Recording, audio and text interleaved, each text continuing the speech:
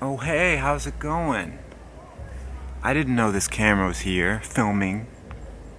I thought I would come back outside since you guys seem to enjoy that. Although today, there's a wedding going on. There's like a house out there, a wedding, and so you can hear the bass is pumping. So anyway, I'm just out here in nature. The sun is setting. It's a beautiful day. Don't let it get away. This is where I filmed the skateboarding video. All vloggers must skateboard. This is where it happened. Basically, anytime you see me outside, you can guess that it's here. Yesterday, I was over there in that field talking about my beautiful bride who doesn't exist. I wanted to talk about something weird today. In one video a while ago, I said, kind of off the cuff in a kind of funny way, that I consider myself a postmodernist. I've gotten more than a few comments. It's only been like 4 or 5, but people asking me like, Frank, what is postmodernism? What are you talking about? What the crap does that mean? So I wanted to give a brief introduction of postmodernism to postmodernism, very preliminary, just to give you an idea, and then I think I'm going to come back to this one day when I've researched it more, give a bit more of an academic rundown of what it is, and give you some reading to do, some light reading, so that you can figure it out for yourself what postmodernism is. Of course, postmodernism is preceded by postmodernism, which is, of course, preceded by modernism. I mean, these are all very general terms. It describes art, it also describes philosophy, and just like general attitudes towards life and history, but it's mainly like art. People don't make art thinking I'm making something modernist, I'm making something postmodern. It's just a way of describing kind of the general way that things went, or the way things reacted to other things. So you have modernism, which is kind of like the first half of the 20th century, maybe even part of the end of the 1800s. And modernism is a lot of things, but if you can boil it down to one thing that kind of runs through it, is that modernism seems to accept that there is something objective, that there is good and there is bad. Modernism was very open to experimentation and things like that, so it's not like just rigid traditional stuff.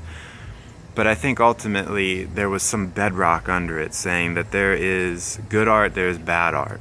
People who have studied this more than I are going to say, I don't know what I'm talking about, and there's a lot more to it, but my understanding is that's one big takeaway from what modernism is. Then there is postmodernism, which came about in the wake of World War II, and it's not any coincidence that postmodernism is concurrent with the emergence of existentialism, because after World War II, and we're reading in our monthly book club, All the Light We Cannot See, which takes place in World War II, you get a taste from that book that life sucked. World War II was awful, and so in the wake of it, people were like totally lost. They were basically spiritually destroyed by it because it was such an awful thing. And the thing that's sort of similar between existentialism and postmodernism is nihilism, the attitude that everything is meaningless. There's nothing behind anything.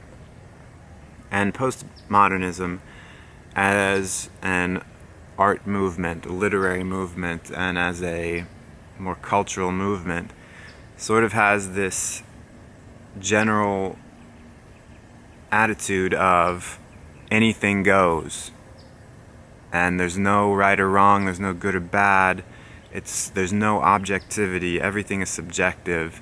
And so when it comes to art, postmodernism would say you can't really say that something is bad art or something is good art or something is high art or low art or whatever, because it's all the same, it's all subjective, with the undercurrent under that it's all meaningless. And postmodernism, when you look at it in its artistic manifestations tends to be kind of ugly. Like, if I can judge it, it's just like a lot of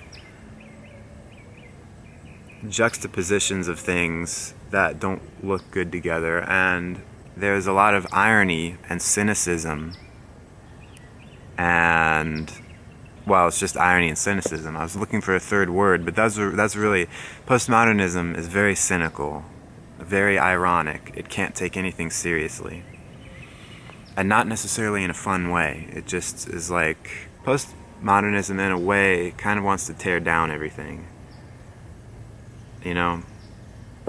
So then we come to postmodernism. What is it? That's a good question. Why don't we quickly take a break for a mid-roll ad? Now that we're back from that great ad, postmodernism, in a way, me calling out that the mid-roll ads are coming is a little postmodern. A little bit. Postmodernism is in reaction to postmodernism. It came about, let me let this car pass me by. Is he gonna stop? Is he gonna stop and ask me what I'm doing? No. Hey buddy. Okay, what if the wedding is ending and it's just a stream of cars going past me now? Postmodernism, which could you really even call it a movement?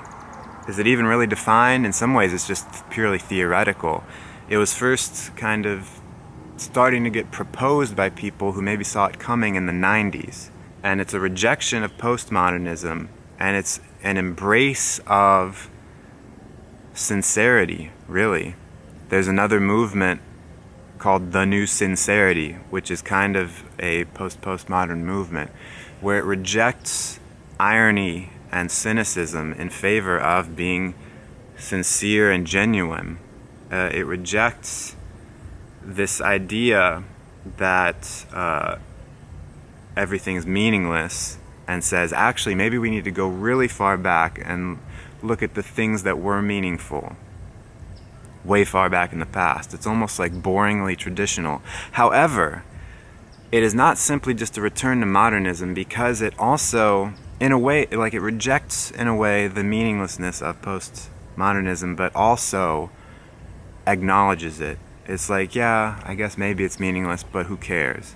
It's sort of a weird, paradoxical combination of modernism and postmodernism, where irony and sincerity and genuineness can kind of coexist in a way. It's kind of weird. I think it's definitely primarily sincere and genuine, but it also acknowledges that there is irony there is self-awareness. That's a brief introduction that I hope made some sense. So maybe you can understand why I kind of identify with this theoretical idea of postmodernism. There's an article that was written in the early 90s by David Foster Wallace, and this is sort of, he was seeing into the future and seeing postmodernism. He didn't call it that, but this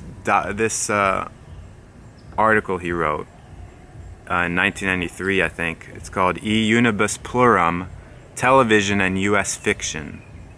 And when you search for postmodernism, this is one of the things that comes up, because it, in a way, it kind of lays the foundation for this future theoretical movement.